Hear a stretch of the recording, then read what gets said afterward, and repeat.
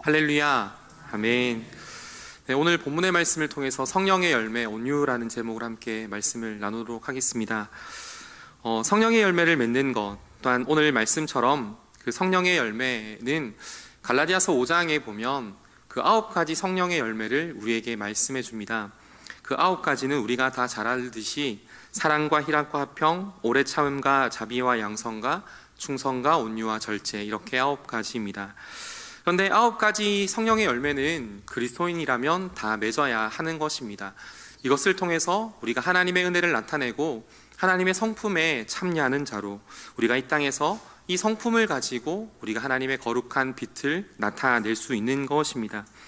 그렇다면 이렇게 한번 질문해 보면 어떻겠습니까? 그 중에 9가지 중에 물론 우리는 9가지가 다 필요하겠지만 그 중에 한 가지를 뽑으라면 나에게 어떤 것이 가장 필요할까라는 이런 질문 앞에 여러분들은 어떻게 대답하시겠습니까? 물론 각자 살아온 환경이 다릅니다. 그리고 하나님의 은혜 속에서 삶을 경험한 것들, 믿음도, 그 실패도, 슬픔도 여러 가지도 다르고 또한 우리의 성격과 기질 또한 다르기 때문에 내게 가장 필요한 것들이 어떤 것인지를 우리는 잘 알고 있습니다. 특별히 저에게 질문하면 저도 물론 이 성령의 9가지가 늘 필요한 것이지만 가장 필요한 것을 생각해 보면 뭐겠습니까, 여러분? 네, 오늘 제목처럼 온유입니다. 여러분, 멀리서 보는 송병한이라는 사람 여러분도 어떻게 생각하십니까? 네, 네, 착해 보이지 않습니까? 네, 네, 죄송합니다. 네, 좀 착하고 인상 좋아 보입니다. 사람들한테 그렇게 썩 나쁜 인상이라고 말하지는 않거든요. 그래서 멀리서 보는 저는 좀 인상 좋고 착하게 생겼고 차분하고 그리고 좀 이렇게 젠틀한 사람이다, 뭐 이렇게 얘기를 합니다. 그래서 사실 전혀 그런 성격이 아닙니다. 아주 까칠합니다. 정말 다혈질적이고 정말 욱하는 성격이 안에서 이렇게 내재되어 있습니다. 그래서 심지어 저희 어머니는 저한테 니 참 못됐다 이렇게까지 말씀을 하시거든요. 그런데 그렇게 안 보이지 않습니까? 참 얼굴이 반반하고 친근감이 있어서 그렇게 안 보시는 분이 있는데 사실 전혀 그렇지 않다라는 것입니다. 왜일까를 한번 생각해 보면 제 삶을 한번 추적하면 좋습니다. 오늘 말씀이 조금 무겁습니다. 제가 제 얘기를 하기 때문에 좀 무겁습니다. 혼자 지냈습니다. 그러니까 외동입니다. 근데 외동에 저희 어머니가 홀로 어머니로 이제 아버지 없이 자란 가정이었습니다. 그러니까 아버지의 권위에 약하다 보니까 어떻습니까? 아버지 없는 자식이라는 소리를 많이 듣고 또한 그것을 듣지 않기 위해서 어떨까요? 좀 이렇게 악바리 같이 좀 살려고 했었던 것 같습니다. 특별히 또 아버지의 권위에 약하다 보니까 다른 사람에게 특별히 어른을 대하는 게 사실 좀 어렵습니다. 그래서 좀 얘기를 좀 이렇게 어른들에게 말을 잘 못 걸 때도 있고 그리고 또한 아버지에 대한 권위가 없으니까 그냥 사람들에게 쓴소리를 그냥 그렇게 쉽게 해버렸습니다. 그래서 비난하기도 좋아했고 그리고 판단하기도 좋아하고 또한 이런 외동아들의 홀어머니 밑에 자라면 사실 남의 의견을 잘 수용하는 것도 잘 어렵습니다. 그러다 싶어서 아니다 싶은 건 또 그 자리에서 그냥 막 얘기를 해버리는, 어쩌면 진짜 저희 어머니처럼 너 참 못됐다라는 이런 말을 참 예전에 많이 들었던 것 같습니다. 그리고 끌어낼 때는 도려내는 그런 성격의 소유자였던 것입니다. 이런 여러 가지 출생의 어려움들을 이렇게 감추다 보니까 까칠하게 자랐는데 오늘 이 시간을 빌어서 혹시나 제가 여러분들에게 이런 까칠함에 혹시나 상처를 받으셨다면 이 자리를 빌어서 죄송하다는 말씀을 드리겠습니다. 그렇다고 해서 제가 방종하거나 또한 형편없는 놈은 아니지 않습니까? 네. 자라온 환경을 감추기 위해서 제 삶을 이렇게 드러냈던 것 같습니다. 자기 방어라고 생각하면 될 것 같습니다. 그런데 이제 예수를 믿고 난 후부터 이제 제 삶이 좀 변화되기 시작했습니다. 초등학교 4학년 때 제 친구가 이제 친구의 전도로 교회를 가게 되었습니다. 그리고는 이제 모두 다 경험하셨듯이 수련회 때, 중학교 2학년 수련회 때 하나님을 아버지라고 고백하는 계기가 됩니다. 제가 컴플렉스가 아버지가 없는 거잖아요. 그래서 기도하면서 하나님 아버지가 되어주세요 라고 그렇게 부르짖고 나서부터는 그 아버지 없는 자식이라는 말이나 또한 그런 가정 형편, 가정에 대한 여러 가지 일들 속에서 그게 컴플렉스가 되지 않더라는 것입니다. 그래서 성격도 조금씩 변해지고 조금씩 사람다워지게 되었던 겁니다. 근데 그래도 여러분, 성격과 기질은 사실 변하지 않습니다. 그때부터가 문제였습니다. 제가 하나님을 아버지라고 고백하고 그리고 주님을 인격적으로 만나고 난부터 하나님은 정말 제 삶의 아버지가 되기 위하여 저에게 함께 간섭하셨습니다. 육신의 아버지가 없으니까 누가 뭐라고 하는 사람이 없잖아요. 어머니의 건의 앞에 매를 들면 그걸 붙잡고 막 이기려 하는 그런 성격의 소유자에게 하나님은 저에게 진짜 아버지가 되어서 저에게 오셨습니다. 하나님의 아버지의 그 건의로서 제 삶을 연단하기 시작하신 겁니다. 물론 여러 가지 재와 어려움들이 있었죠. 시험도 유혹도 많았지만 제가 더한 곳에 은혜가 더한 것 같이 하나님께서는 여러 가지 은혜를 경험하게 하시고 때로는 실패를 경험하시게 하시고 하나님은 그런 가정 속에서 점점 더 예수님을 인격적으로 만나고 점점 더 사람답게 살게 되었던 것입니다. 이제는 예전 같으면 욱하는 그런 상황 속에서도 조금은 참고 인내하고 때로는 제 성격같이 말하지 않는 그런 모습으로서의 삶이 조금씩 변화되더라는 것입니다. 그러면서 상처 주는 말 사실 지금도 합니다. 제 아내한테도 하고 때로는 주변의 환경 속에서 어쩌면 말은 하지 않지만 표정이나 여러 가지 상황 속에서 늘 상처받는 말을 합니다. 그런데 늘 그것을 하다 보면은 마지막에는 이런 마음을 듭니다. 네가 은혜 받은 것을 생각해봐라. 그러면 네가 진짜 그렇게 살아갈 수 있겠냐라는 것을 느낄 때마다 오늘 저의 삶 속에 정말 하나님의 아버지의 그 건의가 이제는 제 삶을 조금씩 변화시켜 가게 되었다라는 것입니다. 여전히 부족하지만 지금 제자리에 이렇게 서게 되었던 것입니다. 홀어머니의 연약한 그 상황 속에서 늘 다혈질적인 기질 속에서 자랐던 사람이 이 정도 자랐으면 그래도 괜찮은 걸까요? 더 발전해야겠죠. 그런데 오늘 누구나 우리의 삶의 약점과 연약함들이 있습니다. 악함과 제약들이 그것이 있습니다. 근데 하나님께서는 하나님의 백성, 하나님의 자녀를 그저 그런 기질과 성품 속으로 내버려 두신 것이 아니라 하나님의 손으로 연단하시고 그들이 변화되고 성숙하는 계기들을 오늘 삶을 통하여서 우리의 삶에 이끌어내신다라는 겁니다. 왜 하나님께서는 오늘 우리의 기질대로 제약된 그 성품대로 살아가지 않게 우리에게 간섭하시고 하나님 아버지의 건의로 우리를 지키십니까? 그것은 하나님께서 우리를 사랑하시기 때문 아니겠습니까? 죄로 그 기질대로 그냥 살아가는 인생이 아니라 하나님 앞에서 변화되고 그리고 목적 있는 삶, 그래서 변화된 인생으로 인하여 하나님의 사람으로 하나님께서 쓰이고자 하기를 위한 하나님의 사랑이라는 것입니다. 그런데 오늘 본문의 주인공인 모세가 이런 경험, 이런 모습, 이런 삶의 모습이 비슷하다라는 것입니다. 여러분, 모세의 이야기를 다 잘 알지 않습니까? 40년 전에 젊었을 때는 혈기 가득한 모습으로 오늘 그의 인생을 살아갔습니다. 그러나 하나님을 만나고 하나님께서 이끌어 가시는 그 인생 속에 그의 삶의 변화가 일어나게 되었다라는 것입니다. 오늘 말씀의 제목의 온유라는 단어는 그 뜻이 사전적 의미가 온화하고 부드럽다라는 뜻입니다. 헬라어로는 프라우테스라는 뜻인데요.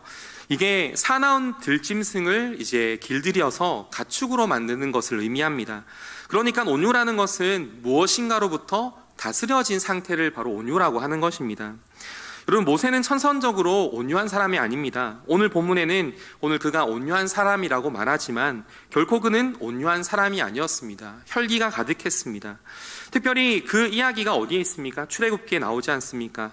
모세가 오늘 자신의 동족을 구하기 위하여 애굽 사람에게 핍박받는 그 광경 속에서 그 분을 참지 못하고 애굽의 갈린을 쳐 죽이는 모습을 우리는 볼 수 있습니다. 그 이야기를 그 사도행전 7장 22절부터 25절에 보면 우리에게 이렇게 말합니다. 하나님 없이 자신만만한 교만한 그 오늘 모세의 그 마음을 이렇게 얘기합니다. 모세가 애굽 사람의 모든 지혜를 배워 그의 말과 하는 일들을 능하더라. 나이가 40이 되매 그 형제 이스라엘 자손을 돌볼 생각이 생각나더니 한 사람이 원통한 일 당함을 보고 보호하여 압제받는 자를 위하여 원수를 갚아 애굽 사람을 쳐 죽이니라. 그는 그 형제들이 하나님께서 자기의 손을 통하여 구원해 주시는 것을 깨달으리라 하고 생각하였으나 그들이 깨닫지 못하였더라 라고 말씀하고 있습니다. 지금 이 말이 뭐냐 하면 모세가 은혜를 경험하였지 않습니까? 원래는 죽어야 할 그 몸에 이제는 애굽의 왕가에서 태어나 그는 많은 것들을 경험합니다. 모든 지혜를 가지고 말과 일에 능통하게 됩니다. 그런데 이제 40세의 젊은 혈기가 왕성할 그때에 이제는 뭐라고 말합니까? 이스라엘 백성들을 돌볼 마음이 생겼다라는 것입니다. 그런데 그 마음이 있었는데 오늘 25절의 마지막에 보면 이스라엘 자신의 민족들이 그것을 깨닫지 못하였다라고 말하고 있는 것입니다. 다시 말하면 이런 교만이 어디 있습니까? 자기는 준비되었는데 이스라엘이 준비되었지 않기에 그들이 오늘 하나님의 구원에 임하지 못하였다라고 말하는 것입니다. 그런데 이런 교만, 이런 혈기가 결국 어떻게 그의 삶을 무너뜨려 버립니까? 결국 살인자로, 도망자로 광야의 그 40년에 방황하는 인생을 오늘 모세가 살게 되었다라는 것입니다. 그런데 오늘 그 모세가 80세가 되었을 때 오늘 떨기나무 하나님 앞에서 하나님의 대리인이 되고 이제는 하나님의 백성 이스라엘들을 약속의 땅으로 이끌어 갈 때의 그 모습을 이제는 오늘 민수기 12장 3절에 이렇게 하나님은 표현하시더라는 겁니다. 한번 3절 말씀을 같이 한번 읽어봅니다. 이 사람 모세는 온유함이 지면의 모든 사람보다 더하더라. 아멘. 오늘 이 사람 모세는 온유함이 지면의 모든 사람보다 더하다라고 말씀합니다.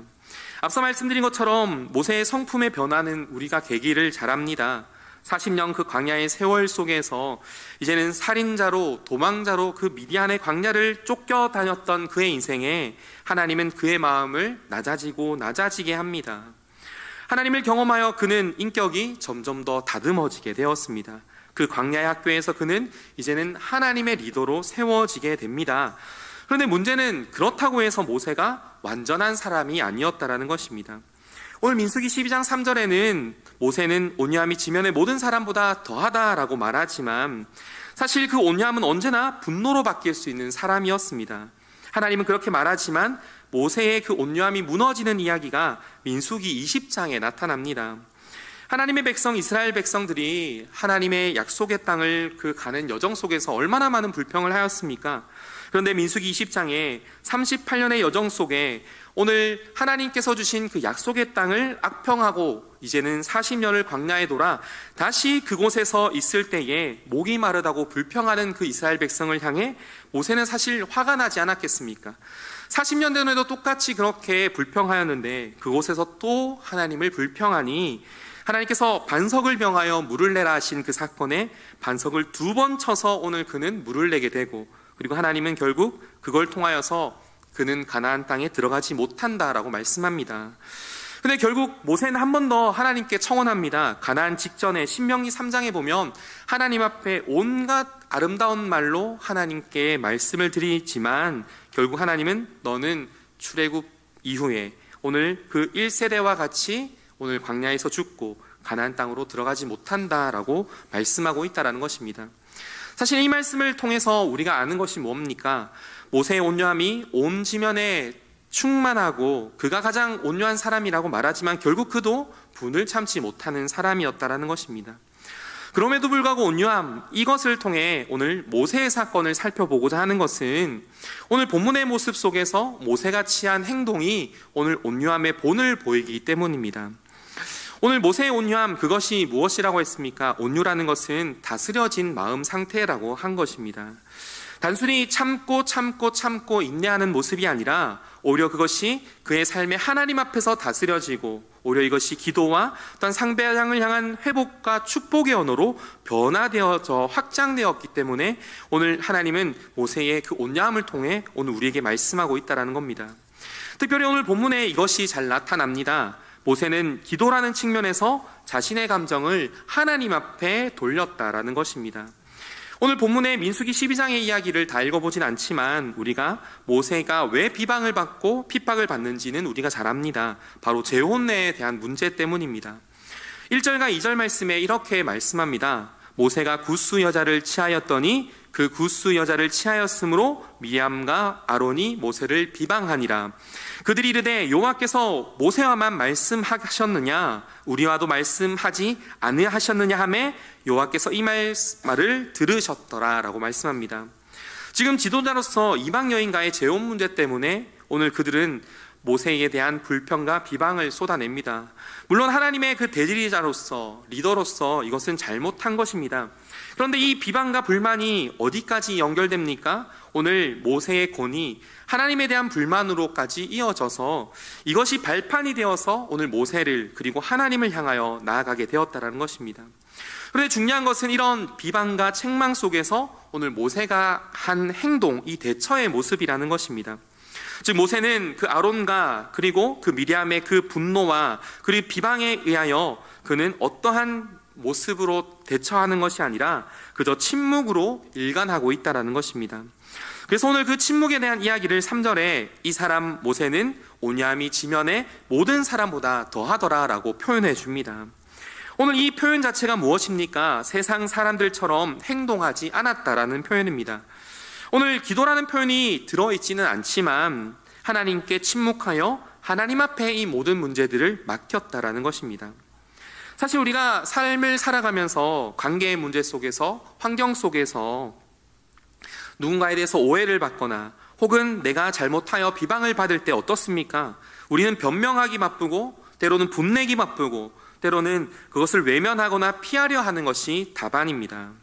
그런데 오늘 모세는 그 온유함으로, 즉 하나님 앞에 다스려진 마음 상태로 그 감정과 그 상황과 그 여러 가지 것들을 그는 분출하지 않고 하나님 앞에 돌려 맡겼다라는 것입니다. 즉 침묵도 분노도 무관심도 아닌 하나님 앞에 맡겨드렸다라는 것입니다. 오늘 이런 비슷한 상황을 사도 바울은 로마서 12장에 보면 17절부터 19절 말씀에 오늘 우리에게 이렇게 비슷하게 교훈합니다. 우리 조금 길지만 우리 17절부터 19절까지 말씀 우리 한 절씩 한번 읽어보겠습니다. 읽겠습니다. 아무에게도 악을 악으로 갚지 말고 모든 사람 앞에서 선한 일을 도모하라. 할 수 있거든 너희로서는 모든 사람과 더불어 화목하라. 내 사랑하는 자들아, 너희가 친히 원수를 갚지 말고 하나님의 진노하심에 맡기라. 기록되었으되 원수 갚는 것이 내게 있으니 내가 갚으리라 하고 주께서 말씀하시느니라. 아멘. 지금 여기서 뭐라고 말씀하고 있습니까? 지금 여러 가지 이런 불안한 상황, 이런 마음들을 어떻게 말씀합니까? 온전히 하나님께 맡기라라고 말합니다. 즉 이런 어려운 상황, 어쩌면 내가 비방을 받거나 오해를 받는 그것들을 너희들은 그것을 스스로 해결하려고 하지 말고 하나님께 돌려라. 왜냐하면 너희는 선을 도모하고 화목을 일구어야 하는 사람이다. 왜 그렇습니까? 성도는 오늘 그 선을 도모하고 화목을 나타냄을 통해서 오늘 우리가 우리의 삶의 행동을 통해서 세상에 빛이 되고 소금의 삶이 나타내더라는 것입니다. 이런 것과 같습니다. 아니 예수 믿는 사람이 저렇게 분내고 화내더라 라고 말하면 이것이 어떻습니까? 내 행동 하나가 어쩌면 오해일 수도 있고 어쩌면 상대방의 잘못일 수도 있지만 결국 내 행동이 하나님을 높일 수도 있고 하나님을 욕될 수도 있다라는 것입니다. 그러므로 우리는 모든 상황 속에서 오히려 선을 행하고 화목하여 더 선한 큰 일을 이루어서 결국 억울할 수도 있는 일에서 우리는 모든 감정을 하나님 앞에 맡겨드리라 라고 말씀하면서 너희 친히 원수 갚는 것을 너희가 갚지 말고 그 진노하심을 하나님께 맡기라 라고 말씀하고 있다는 것입니다. 오늘 모세가 이랬던 것입니다. 어쩌면 화도 났을 겁니다. 또한 잘못도 조금 있습니다. 어쩌면 변명할 수도 있습니다. 오히려 답답하고 억울할 때도 있지만 그 문제를 온전히 그는 침묵하면서 하나님 앞에 맡겨드렸다는 것입니다. 결국 하나님 앞에 맡겨드리니 어떻습니까? 이 문제가 어떻게 해결됩니까? 미리암이 하나님의 심판이 선언되어서 나병이 걸리고 고통을 받아서는 결국 이 모든 오해와 이 비방에 대한 문제가 하나님 손에서 일단락되어 하나님께서 해결해 주시더라는 것입니다. 그런데 이야기가 좀 이상하게 흘러가는 것 같습니다. 온유, 그러면 억울한 일, 이상한 일 참고 오히려 하나님 앞에 다 맡겨드려서 이것을 다 하나님께 맡기면 하나님께서 벌하시겠네? 다 해결하시겠네? 라고 이렇게 끝이 나면 사실 이상합니다. 오늘 온유의 이것은 소극적인 면이라는 것입니다. 먼저 우리의 삶에 여러 가지 상황들, 내가 해결할 수 없는 감정적인 문제들이 내 앞에 닥쳐질 때 이것을 하나님 앞에 맡기기를 시작하는 이런 소극적인 면에서 이제는 하나님 앞에 이 감정을 우리가 드렸다면, 기도하며 드렸다면 이제부터 우리의 삶에 이제 온유가 시작된다는 것입니다. 이제 온유의 적극적인 면이 무엇입니까? 이제는 한 걸음 더 나아가 그의 어려움들을 통하여 용서 그리고 회복과 축복의 자리까지 나아가는 것이 바로 온유함이라는 것입니다. 오늘 모세가 이런 부분에 있어서 하나님 앞에서 온유한 사람이라고 오늘 성경은 말씀해 주고 있는 것입니다. 단순히 참고 감정을 하나님께 맡겨드린 상태가 아니라 이 결과까지도, 그리고 이후에 그와의 관계까지도 온유함으로 나아가는 것, 이것이 성령께서 오늘 요구하시는 성령의 온유의 열매라는 것입니다. 오늘 본문을 보면 오늘 모세의 모습 가장 인상적인 것이 뭐냐 하면, 모세는 사실 억울할 수도 있고 조금의 잘못도 있고 어려움도 있지만 보복에 대한 의지가 전혀 없었다라는 것입니다. 그가 유일하게 취할 수 있었던 행동은 바로 하나님께 감정을 드리는 것, 기도하는 것 뿐이었습니다. 어쩌면 화가 치밀어 오르고 용서하지 못할 대상일 수도 있지만 내 감정을 그에게 돌리지 않고 하나님 앞에 돌려드렸다라는 것입니다. 물론 그 용서가 한순간에 바로 되지 않습니다. 한동안은 마음이 아프고 쥐어짜는 것처럼 어려울 수 있을 것입니다. 그러나 중요한 것은 우리가 용서하기로 결단해야 되는 것이며, 우리가 용서하기 위해 기도할 때 우리의 언어든 우리의 생각들은, 우리의 마음들은 하나님의 언어로 변화되어서 더 나아가 이제는 축복과 회복의 말, 용서의 말들로 우리의 삶이 변화된다라는 것입니다. 오늘 모세가 그랬습니다. 침묵으로 일관하고 그리고 하나님께서 해결해 주시는 이 감정에 무관심한 것이 아니라 결국 그는 기도하여 오늘 미리암을 향하여 축복하게 된다라는 것입니다.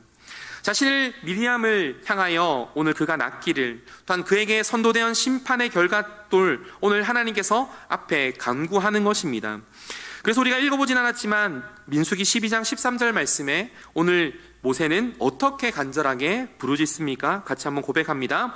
모세가 여호와께 부르짖어 이르되 하나님이여 원하건대 그를 고쳐 주옵소서. 할렐루야, 아멘. 자신을 비방하던 자의 모습에게, 오늘 그 사람들에게 여러분 이렇게 청원하여 그의 삶을 위하여 기도할 수 있겠습니까? 결국 온유라는 것은 무엇입니까? 하나님 앞에서 다스려진 감정, 그저 참는 것이 아니라 그 참음이 이제는 상대방을 향한 기도와 축복과 용서의 자리까지 나아가는 것, 이것이 진정 하나님의 마음 상태에서 다스려진 것입니다. 결국 기도를 들으신 하나님은 어떻습니까? 율법대로 미리암을 구별하여 오늘 이스라엘 행진은 멈추고 그가 다 나아서 진영으로 돌아왔을 때 다시금 함께 약속의 땅으로 나아가게 되었다라는 것입니다. 오늘 우리는 이 본문의 말씀을 통해서 우리의 삶이 이렇게 살아가야 할 줄 믿습니다. 세상을 살아가다 보면 관계 속에서, 상황 속에서, 여러 가지 여건 속에서 우리는 분노에 휩싸이기도 하고 때로는 상처를 주고 상처받고 공격받고 공격하기도 합니다. 그러나 이것은 나만의 문제가 아니라 우리 모두의 문제입니다. 비난을 하는 사람도 비난을 받는 사람도 모두가 상처를 받는다라는 것입니다. 그러나 오늘 우리는 회복을 위해 우리는 기도해야 합니다. 오히려 그가 내가 하나님 앞에서 참았어, 됐다, 그래 내가 하나님의 뜻을 지켰어가 아니라 더 나아가 그를 위하여 용서하고 기도하여 축복하여 그의 관계가 회복되어지는 관계까지 나아가는 것, 이런 변화의 성숙함이 바로 온유라는 것입니다. 그러므로 우리는 세상을 살아갈 때 참 많은 어려움과 괴로운 관계 속에서, 복잡한 삶 속에서 우리는 살아갑니다. 그래서 자녀한테 화날 때도 있고 또한 가족한테도 화낼 때도 있고 때로는 우리 공동체 안에서도 화나고 분낼 일도 있습니다. 하지만 오늘 우리는 우리의 감정을 어떻게 해야겠습니까? 오늘 모세의 온유함처럼 하나님 앞에서 다스려진 감정으로 성숙한 사람으로 우리는 변화되어야 합니다. 그래, 예수 믿는 사람이 참아야지 해서 끝나는 것이 아니라 예수 믿는 사람은 참고 오히려 그를 위하여 기도하고 그 관계를 회복해 나가는 것이 바로 하나님이 말씀하시는 온유의 성품이라는 것입니다. 그래서 이제는 내 삶의 분노와 불완전한 감정들을 세상 사람들처럼 그저 쏟아내는 인생이 아니라 오히려 오늘 불안한 감정들을 오늘 하나님 앞에서 다스려진 모세와 같이 기도하고 축복의 말로 오히려 하나님의 성숙한 그리스도인으로 세워지길 주님의 이름으로 축복합니다. 이제 말씀을 정리하면 우리는 사실 완벽한 사람이 아닙니다. 그리고 저도 멀리서 보면 조금 완벽할 수 있을까요? 가까이서 보면 전혀 그렇지 않습니다. 오늘 모세도 완벽한 사람이 아니었습니다.